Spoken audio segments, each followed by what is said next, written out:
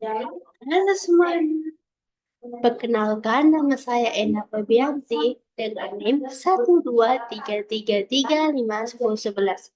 Saya dari jurusan BK, Fakultas Ilmu Pendidikan. Nah, di sini saya akan mempresentasikan tentang Pancasila sebagai sistem etika.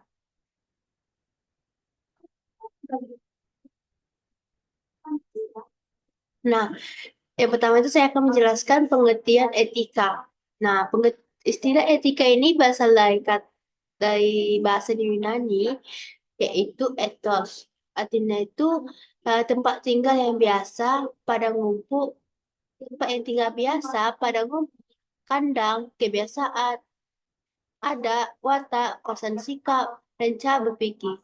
Secara etimologis, etika berarti ilmu tentang segala sesuatu yang biasa dilakukan atau ilmu tentang ada kebiasaan. Dalam arti ini, etika berkaitan dengan kebiasaan hidup yang baik, tata cara hidup yang baik, baik pada diri seseorang maupun masyarakat. Istilah etika dan etiket sering disamakan. Padahal kedua itu mengandung perbedaan. Makna, mak- Padahal kedua itu mengandung perbedaan. Makna yang hakiki, perbedaan.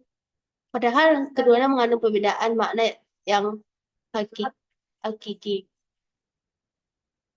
Etika bakti moral, sedangkan etiket bakti mengacu pada pengertian sopan santun, ada istiadat. Jika dilihat dari asal usul katanya, etika ini berasal dari kata ethos, sedangkan etiket berasal dari kata etikuti. Kedua memang mengatur perilaku manusia secara normatif. Nah, selanjutnya itu saya akan menjelaskan materi tentang pengertian Pancasila sebagai sistem etika. Itu ada dua. Yang pertama itu adalah Pancasila.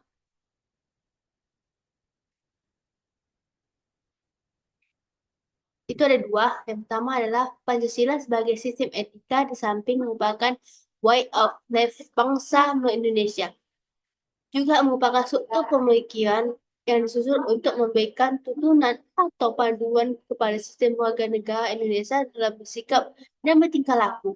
Yang kedua itu adalah Pancasila sebagai sistem etika. Dimaksudkan itu untuk mengembangkan dimensi moralitas dalam diri setiap individu sehingga memiliki kemampuan menampilkan sikap spiritualitas dalam kehidupan masyarakat, berbangsa, dan bernegara.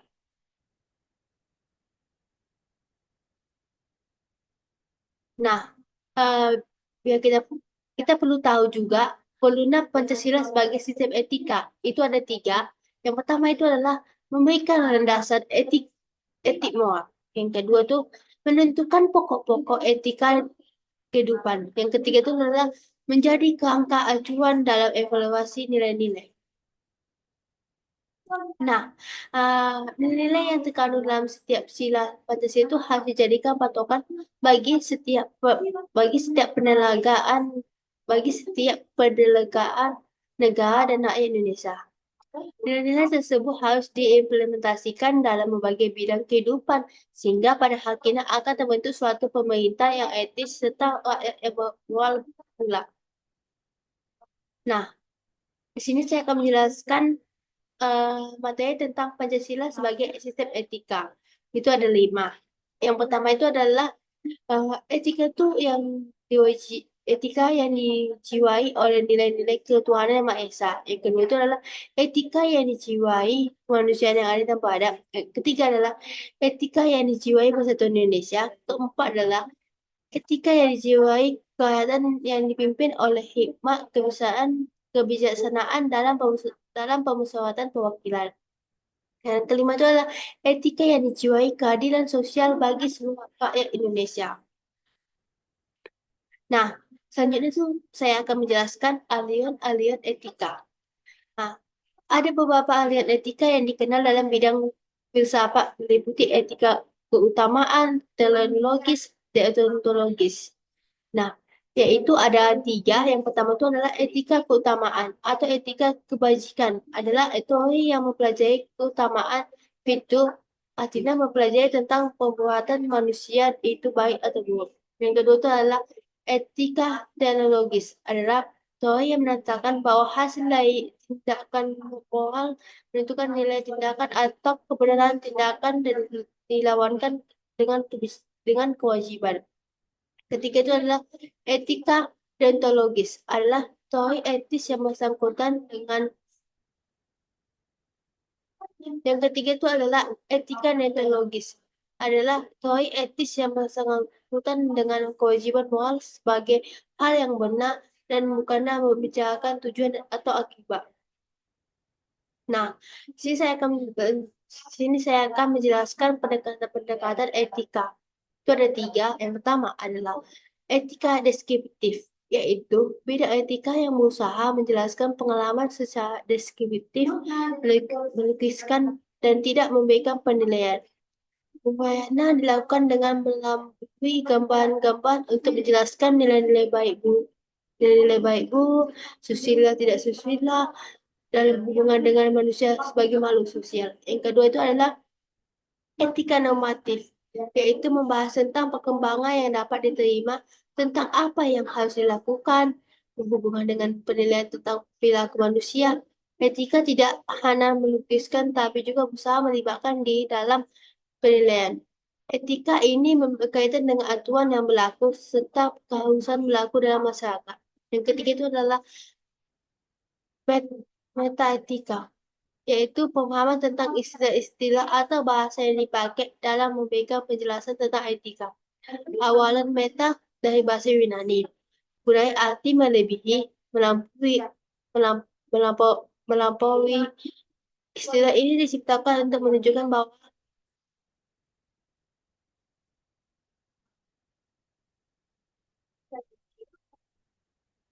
arti melebihi, melampaui. Istilah ini diciptakan untuk menunjukkan bahwa yang dibahas di sini bukanlah dibahas di sini bukanlah moralitas secara langsung, melainkan ucapan-ucapan kita di bidang moralitas. Nah, sini saya akan menjelaskan eh, materi tentang perbedaan etiket dan etika. Nah, etiket menangkut cara suatu perbuatan harus dilakukan manusia. Di antara beberapa cara yang mungkin, etiket menunjukkan cara yang tepat. Etika menangkut masalah apa yang masalah etika menangkut masalah apa suatu perbuatan boleh dilakukan atau tidak. Etiket adalah sedangkan etiket adalah sedangkan etiket hanya berlaku dalam pergaulan. Bila tidak ada orang lain hadir atau tidak ada saksi mata, etiket tidak berlaku. Etiket tidak tergantung pada hadir tidaknya orang lain. Etiket bersifat relatif. Etika sejauh lebih etika etiket bersifat relatif, etika jauh lebih absolut. Jika kita bicara tentang etiket, kita hanya memandang manusia dari segi lain lah, dari segi dari segi lain lah, dari segi lain lah saja. Sedangkan etika menangkap manusia dari segi dalam. Nah,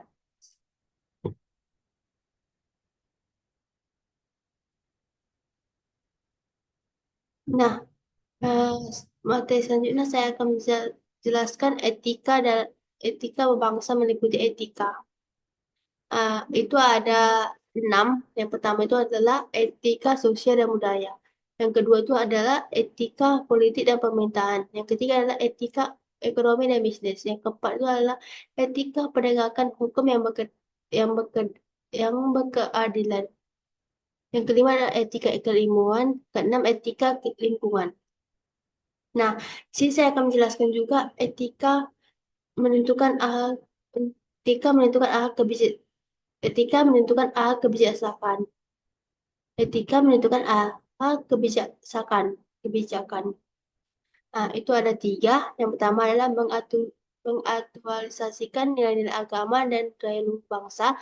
Yang kedua itu mengarahkan orientasi pendidikan yang mengutamakan aspek pengenalan menjadi pendidikan dengan menekankan ajaran etika. Yang ketiga itu adalah mengupayakan agar setiap program pembangunan dan keseluruhan aktivitas kehidupan berbangsa dijiwai oleh nilai-nilai etika. Nah, di sini saya akan menjelaskan juga materi tentang tantangan Pancasila sebagai sistem etika. Itu di dalam negeri itu ada empat. Yang pertama itu adalah melemahnya penghayatan dan pengalaman ajaran agama di kalangan aparatur, serta munculnya pemahaman ajaran agama yang sempit dan keliru. Yang kedua itu adalah sistem sentralisasi. Pemerintah sistem eh, sistem esa- sistem sentralisasi pemerintah di masa lalu yang mengakibatkan menumpukan terjadinya penumpukan kekuasaan di pusat dan